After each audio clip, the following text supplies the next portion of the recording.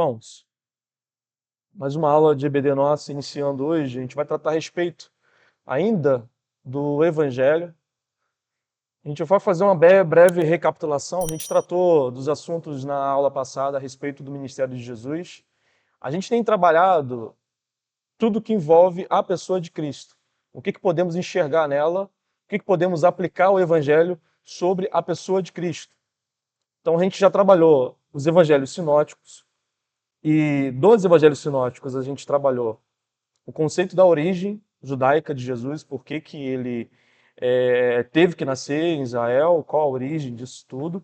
Trabalhamos a respeito do propósito, por que que Cristo ele veio à Terra, qual era o chamado para ele vir aqui à Terra, o que que ele significa para nós. E na última aula, o diácono Lucas ele trabalhou conosco a ideia do ministério. O que que significa o ministério de Jesus? O que que a gente pode tirar de lições dele dentro do Evangelho? Pois bem, a gente vai trabalhar hoje o Evangelho de João. Se a gente for analisar, a gente trabalhou nesses três tópicos os evangelhos sinóticos. Quando a gente fala da origem de Jesus, a ideia do propósito dele vir à Terra e a ideia do ministério dele, a gente consegue ver isso de forma clara nos três evangelhos, Mateus, Marcos e Lucas. O evangelho de João, a gente também consegue enxergar um pouco disso, mas de uma maneira mais aprofundada. A gente vai trabalhar mais o conceito disso. Por que seria uma maneira mais aprofundada? O Evangelho de João, diferente dos outros evangelhos sinóticos, ele não tem uma característica muito biográfica, pode-se assim afirmar. Ele é único dentre os quatro, enquanto eu afirmei aqui, Mateus, Marcos e Lucas, focam mais nos eventos externos e no ministério público de Jesus. O João, diferente, irmãos, ele foca na identidade de Jesus. Quem Jesus é. Por que que falamos que acreditamos em Cristo e o que que ele significa para nós? E por isso, o Evangelho de João, a gente faz essa separação. Existe os sinóticos e existe o Evangelho de João. Porque o Evangelho de João, ao que tudo indica, possui uma intenção, isso é uma intenção do próprio autor, de identificar, pode-se assim dizer, trazer Cristo de forma identitária, mostrando a natureza dele de forma pessoal. Por exemplo, quando lemos no capítulo 1, o princípio era o verbo estava com Deus, o verbo era Deus. Capítulo 1 de João, João já inicia falando isso. Qual o propósito de João de falar isso? De falar realmente a identidade de Cristo. O que significa Jesus? Por que ele veio à Terra? O que Cristo significa para nós? Então o Evangelho de João ele tem uma característica diferente dos outros evangelhos. Por isso que a gente faz essa separação, essa distinção entre os evangelhos sinóticos e o Evangelho de João. Mais à frente, a gente vai ver como as duas concepções elas conseguem se complementar entre elas. Então, como eu falei, temos aspectos diferentes do que diferencia e vamos a tratar disso. Uma boa explicação para o Evangelho de João, um dos autores, né, do nosso livro que a gente tem trabalhado, ele aborda de forma bastante, eu poderia se afirmar assim, de bastante interessante. Ele afirma que o Evangelho de João deve ser entendido não como uma invenção, mas sim uma elucidação. A gente trata a ideia da biografia de Jesus, o ministério de Jesus, a origem de Jesus, mas o Evangelho de João ele vai trazer mais luz àquilo que a gente aprendeu antes. Então isso pode ser uma boa explicação para aquilo que atendemos do Evangelho de João. Amém? Primeiro tópico, a gente tratou a respeito do Evangelho. Segundo, a gente vai tratar a respeito do reino e o Espírito Santo. Esse é um tema bastante interessante. Aí eu falei que o Evangelho de João é diferente para os irmãos dos evangelhos sinóticos, mas a gente pode enriquecer um pouco mais esse conceito, né? O que a gente vê de diferente do Evangelho de João, claro, daquilo que eu já falei, o que a gente vê de diferente dos outros evangelhos? Eu lembro que na primeira aula que eu dei sobre o cristianismo, a gente falou isso, a respeito dos evangelhos sinóticos, o Evangelho de João. Mas eu queria trazer mais à luz aos irmãos o que a gente consegue ver de diferente de João que a gente não enxerga nos outros evangelhos. A gente pode construir essa ideia. Vamos lá. Ele não ouviu direito. Eu vou só listar os pontos. Por exemplo, a gente vê a ideia, um tratado um pouco mais teológico, ele falou a oração sacerdotal, a identidade de Jesus, e outros pontos também, né, Miguel? Não lembro disso de cabeça. Isso, enriquecendo um pouco o que ele falou também, é um dos pontos que acho que muitos teólogos afirmam, por exemplo, que João, no Evangelho tenta combater, né, o gnosticismo, reafirmando o que o irmão falou. Isso pode-se explicar o início do capítulo 1, que ele fala que o verbo estava com Deus, o verbo era Deus, o princípio era o verbo. Que era a ideia de que Jesus ele veio à Terra e se encarnou. Para um gnóstico que entende que a matéria é má, isso é muito, ele não conseguia compreender isso. Alguns teólogos, tá? A gente supõe que João iniciou esse capítulo justamente para combater essa heresia. Há de se relembrar, a primeira aula que eu dei aos irmãos, o Evangelho de João, ele tem uma maturidade, é o evangelho mais antigo dos outros. Tudo se indica que João utilizou materiais, né? Ele trouxe uma concepção, uma maturidade maior quando ele escreveu. Por isso que ele aborda alguns tópicos centrais desse evangelho. Por isso que a gente fala que é o evangelho mais espiritual. Quando a gente fala do evangelho de João, irmãos, muitos afirmam que é o evangelho mais espiritual de todos. Porque é quase um tratado teológico que o João trabalha dentro do evangelho. Não que os outros evangelhos eles tivessem pouca teologia, não é nesse sentido. É que o evangelho de João ele trabalha de forma mais intensa. Por exemplo, a pessoa do Espírito Santo. A gente vê a pessoa do Espírito Santo dentro dos evangelhos sinóticos, mas de forma pontual. O evangelho de João tem quase capítulos inteiros dele falando da pessoa do Espírito Santo.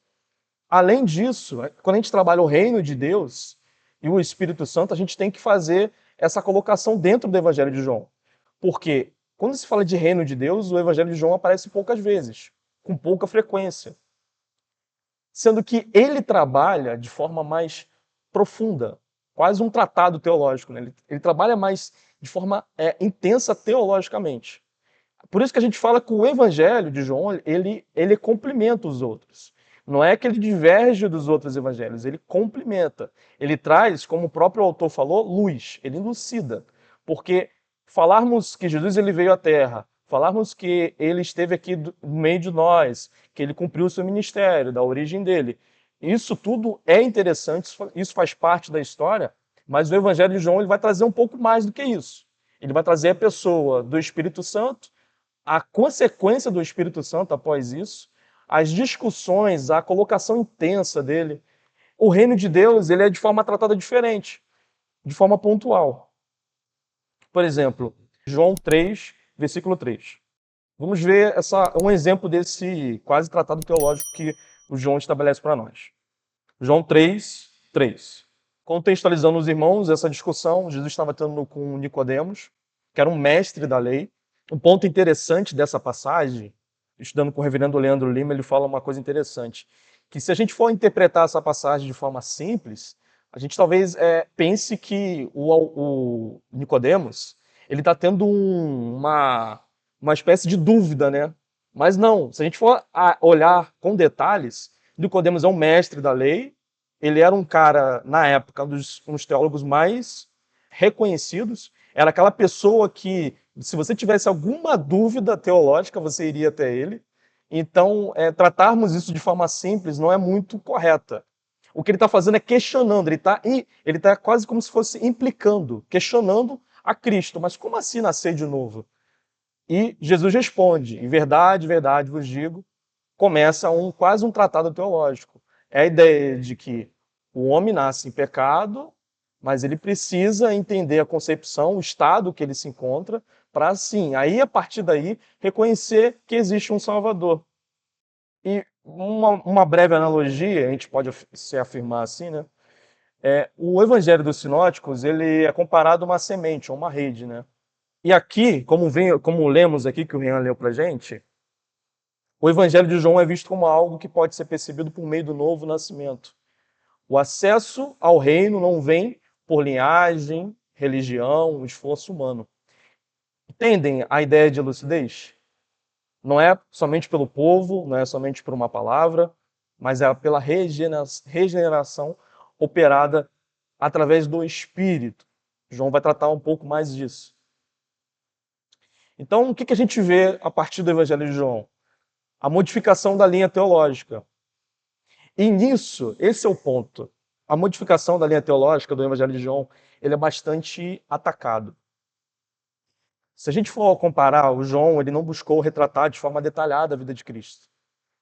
E é exatamente por esse motivo, muitos críticos que tentam buscar a ideia de Jesus histórico, eles atacam muito o Evangelho, por não possuir a mesma singularidade, a similaridade dos outros.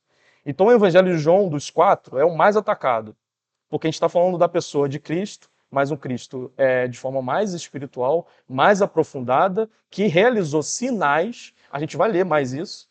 Então, dos quatro, ele é o mais atacado por isso. Porque diferente dos outros, ele não traz a ideia de biografia, de retratar a forma como Cristo veio. A gente vê, por exemplo, no capítulo 1 que ele já fala de Cristo de forma bem longeva. Ele não fala do nascimento de Cristo. Ele não fala de quem ele veio. Isso é uma diferença. Isso, em muitas vezes, inclusive Bultmann e outros atacam, os liberais atacam o Evangelho de João nesse sentido, né? A ideia de que o Evangelho pode possuir algum tipo de traço. Isso também tem a ver, o Sproul ele fala um pouco disso. Isso tem a ver com o questionamento da autoria do livro. Muitos liberais questionam quem escreveu o Evangelho de João. Para a gente não tem essa dificuldade. Mas o racionalismo e o iluminismo, na busca de encontrar o Jesus histórico, eles criam essa barreira. E quando se fala de milagres ou sinais, né? Sinais. Quando fala de que Jesus operou maravilhas, que ele veio, que ele era o verbo, ele se encarnou. Para o racionalista, ele vai ter dificuldade de compreender. Então, ele vai atacar o evangelho de forma mais clara. E aí, concepção do Espírito Santo no Evangelho de João. Dos evangelhos, como eu disse antes, o João é o considerado, né, o evangelho mais espiritual. E desde o início, João ele apresenta Jesus, que é aquela pessoa que iria batizar com Espírito Santo. Vamos ler João capítulo 1, versos 32 e 33. João é o primeiro que afirma sobre isso. Batismo com o Espírito Santo. Primeira pessoa. A importância do Espírito Santo, a ideia de batismo com o Espírito Santo na terra. Primeiro evangelho. Além disso, a ideia de consolador. Os ensinos mais marcantes que temos do João sobre o Espírito Santo é dos capítulos 14 a 16. Jesus prepara os seus discípulos para a sua partida e que promete que enviará um outro consolador, né? Em grego, parakletos, o Espírito da verdade. João 14, 16. E eu rogarei ao Pai, e ele vos dará outro consolador, para que esteja conosco para sempre. Pessoa do Espírito Santo do Evangelho de João. A ideia do batismo com o Espírito Santo, a ideia de consolador. E, além disso, irmãos, a gente vê algumas características que podemos, assim, afirmar do Espírito Santo. 14, 26. João 15, 26. 16, 8. João 16, 13. A ideia de ensino. O Espírito Santo é o que vai capacitar o ensino para nós. Testemunho sobre 15 e 26. Veja, a ideia de um testemunho sobre Cristo. O Espírito Santo, ele capacita o ensino e ele testemunha. Como ser um homem do pecado e do juízo. 16:8. Justamente, irmãos. Olha as funções do Espírito Santo. Ensinar, testemunhar e convencer o homem do pecado e do juízo. 16:13. A gente vê, exatamente, o ensino, o testemunho sobre Cristo, o convencimento do pecado e do juízo e guia à verdade. Todas essas características têm a ver com o que eu acho que é muito belo, o selo da nova aliança. A ideia é que o Espírito Santo ele não veio somente a apenas figurar entre a Trindade, mas veio selar. A aliança que o Pai e o Filho fez, o Espírito ele sela, ensinando, testemunhando, convencendo o homem do pecado, da justiça e do juízo, guiando de toda a verdade. Isso é um ponto que deve nos sempre refletir. A gente deve refletir sobre esse ponto. Porque quando falamos de convencimento do pecado e do juízo, irmãos, a gente tem que, na hora de falar o evangelho, na hora de pregar o evangelho, ter isso na nossa mente. Por mais que sejamos bem eloquentes, por mais que sejamos pessoas sábias, quem convence o homem do pecado, da justiça e do juízo é o Espírito Santo. Uma explicação bastante interessante do Espírito Santo é um professor de apologética. Ele falou que ele viajava ao mundo e, em certo momento, aconteceu de situações que ele achava que tinha sob controle. Mas aí, várias coisas aconteciam durante esse tempo. E com o tempo ele aprendeu que, por mais que sejamos pessoas sábias e levamos a palavra de Deus, é pelo poder do Espírito que a pessoa é convencida. Isso reflete para nós, quando formos pregar o Evangelho. E, mais uma vez, o Evangelho de João ele trabalha isso de forma mais clara. Não é que os outros não trabalhem, trabalham, mas o propósito dos outros evangelhos eram outros. O Evangelho de João, de forma mais madura, ele trabalha esse aspecto. Falamos da pessoa do Espírito. Tópico 3 agora, para encerrar, a gente vai tratar a respeito dos sinais de Jesus como revelações da sua glória e da sua identidade messiânica. Como falamos, o Evangelho de João, ele trabalha de forma bastante abrangente a ideia de identidade de Cristo. Um ponto aqui bastante interessante. O Evangelho de João ele tenta trabalhar quem é Cristo, para que ele veio. E se a gente for analisar, eu nem sequer tinha analisado isso há 1000 anos dentro da igreja, irmãos. Mas o João, ele não trabalha a ideia de milagre. Se a gente for analisar, ele não fala milagre, mas ele fala de sinais. Os demais evangelhos trabalham mais a ideia de milagre. Mas João, especificamente falando, ele trabalha a ideia de sinais. E por que ele faz isso? Por que o João trabalha mais o conceito de sinais? Ele fala de sinais. Os sinais foram esses. A gente lê o milagre, multiplicação dos pães. Por que ele faz isso?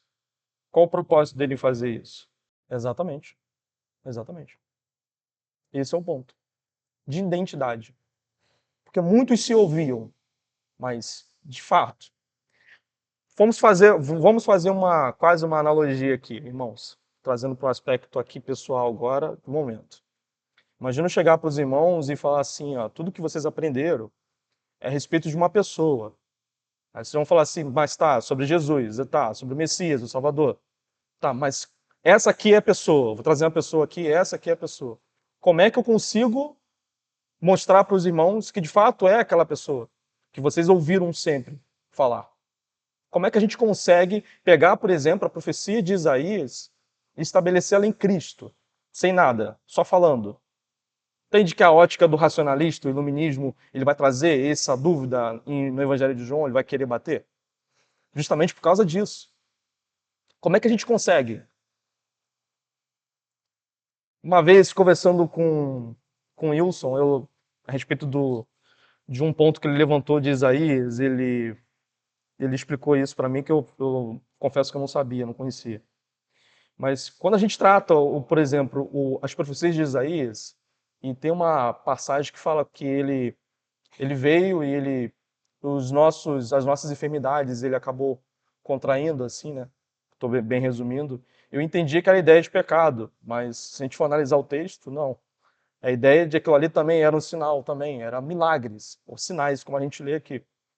Então, a identidade de Jesus, a ideia de que, como o Miguel levantou, a ideia de que apontar para Jesus, isso fazia todo o sentido para que os milagres que lemos, na realidade, se configurassem como sinais. Aquilo ali realmente fazia com que o povo olhasse para Jesus e falasse assim, nossa, esse é o Messias, o Salvador. Agora sim eu consigo ver. E, mais uma vez, isso aqui não é defendendo uma ideologia onde entende a ideia de inclusão, não. Muitos defendem que Jesus fazia porque Jesus olhava para a pessoa e falava assim, nossa, essa pessoa aqui é muito boa, eu vou fazer porque eu gosto dela. A bondade também existia, também, claro, a gente sabe que a bondade é um atributo de Deus. Entretanto, se a gente só faz isso, a gente resume muito o Evangelho. A gente basicamente desconstrói o evangelho de forma completa. A gente deixa um vácuo.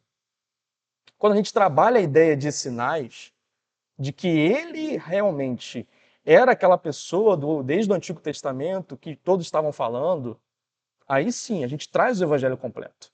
Não é simplesmente porque ele fazia coisas boas para as pessoas. É além disso. A compreensão vai além disso. Sobre a identidade de Jesus, tanto os evangelhos sinóticos, tanto o evangelho de João, eles vão basicamente retratar Jesus como pessoa divina, como profeta que anuncia, todos eles vão tratar os 4 evangelhos, o profeta que anuncia e o Messias, aquele prometido. Breve resumo, tá, irmãos? Vai além disso, tá? E existem expressões que só o evangelho você vai conseguir ler. O evangelho de João. E eu destaquei 2 aqui que eu acho que são os mais importantes. O verbo, quando a gente lê nenhum outro evangelho, a gente vai falar, vai ouvir falar sobre o verbo que se encarnou, e o Cordeiro de Deus, aquele que remetia a profecia. Por mais que Mateus também afirme um pouco isso, e Marcos também. Mas João vai retratar isso de forma mais, como eu disse para os irmãos, mais clara. João, capítulo 20, verso 30 e 31. Como o tempo está curto, eu vou ler com os irmãos. Jesus operou também na presença de seus discípulos. A minha versão é um pouco diferente, tá, irmãos? Muitos outros sinais que não estão escritos nesse livro. Estes, porém, foram registrados para que creiais que Jesus é o Cristo, o Filho de Deus, e para que, crendo, tenhais vida em seu nome. O outro ponto interessante do Evangelho de João, falamos da ideia de identidade. Quem era esse Cristo? E João vai trazer isso de forma um pouco mais detalhada. Temos passagens, por exemplo, como lemos aqui, que retrata exatamente a relação humana de Jesus. Que ele sente sede, que ele sente cansaço, tristeza. E como lemos antes, isso, digamos assim, João está falando aqui, isso aqui foi basicamente quase um resumo para que vocês creiais. Ele fez muito mais coisas. O Evangelho de João é um evangelho mais pessoal, mais profundo nesse sentido, dos outros. Ele tem um propósito mais profundo. E cada sinal, a gente pode, cada milagre que a gente viu, a gente pode retratar como glória de Cristo. Falando da identidade e da glória de Cristo. Eles não têm um foco na necessidade do homem, mas na identidade de Jesus como Filho de Deus. Como vimos, ele não relata todos os milagres. Se a gente for analisar de milagres, o Evangelho de João que tem um pouco menos do que os outros. Mas ele retrata sinais que podem ser considerados principais, cuidadosamente selecionados para revelar a mensagem espiritual. Lemos, por exemplo, a ideia da transformação de água para vinho, a cura de um filho, do filho de um oficial, a cura de um paralítico em Betesda, a multiplicação dos pães. A multiplicação dos pães, em todos os evangelhos, ele é repetido. É um único milagre que é repetido em todos. Jesus andando sobre o mar, a cura de um cego de nascença, a ressurreição de Lázaro. Veja, irmãos, são sinais que demonstram característica de identidade de Jesus. É aquele que transforma a água em vinho, é aquele que cura não um filho de qualquer outro pessoal, mas um oficial que estava necessitado, que já tinha em todos os médicos.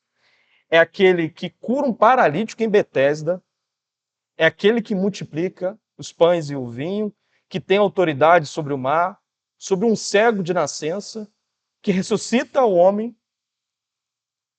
Todos esses são sinais de quê? De que Jesus é o Cristo, de que ele realmente é aquele prometido. A identidade única de Cristo. O Evangelho de João, ele trabalha. Interessante que se a gente for olhar o capítulo 2, verso 11, a gente vai ler o seguinte: assim Jesus deu início aos seus sinais, a boda de Caná. Em Caná de Galileia manifestou a sua glória e os seus discípulos creram nele.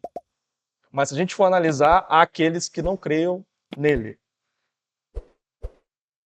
Isso remete para nós à natureza do pecado, que pode muitas das vezes cegar o homem. Mais uma vez, né? Calvino ele retrata muito bem isso, a ponto do homem não enxergar o estado de si. Se o homem ele não consegue ver o poder que o pecado tem sobre ele, ele não consegue saber quem ele é. A glória manifestada. Vemos diante de tudo isso que o Evangelho se concentra em mostrar o quê? A glória de Deus. E aqui, irmãos, um ponto aqui que eu acho bastante interessante, se a gente for analisar o Evangelho de João, é que a glória ela pode ser ilustrada como Lewis ele destaca, a dança da Trindade. Se a gente for pegar, por exemplo, capítulo 12, verso 28. O Pai glorifica o teu nome. Então veio uma voz do céu que dizia: já tenho glorificado e outra vez o glorificarei. Isso é o Pai sendo glorificado. Agora, versos 41 a 45. Isaías, diante disso, quando viu a sua glória e falou dele, apesar de tudo, até muitos dos principais creram nele, mas não o confessavam por causa dos fariseus, para não serem expulsos da sinagoga, porque amavam mais as glórias dos homens do que a glória de Deus. E Jesus clamou e disse, vejam bem, crê que em mim, crê em mim, crê, não em mim, mas naquele que me enviou. E quem me enviou, ver aquele que me enviou. Eu sou a luz que vim ao mundo, para que todo aquele que nele crê em mim não permaneça nas trevas.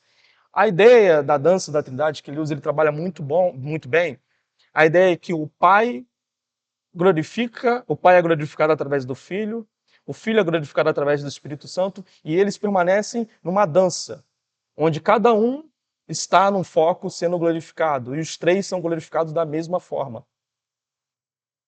E João, ele demonstra isso para nós, né? Essa ideia, eu acho bastante interessante. O Evangelho, ele tem essa diferença. E um dos pontos que alguns autores levantam é que o João ele teve mais a proximidade com Jesus, e por causa disso, dos evangelhos, ele pode ter retratado de forma mais clara, pode-se assim dizer. Até com alguns detalhes mais específicos, como a ideia dele ter fome, a ideia dele ter sede. Amém, irmãos? Alguma dúvida, algum ponto que alguém queira levantar?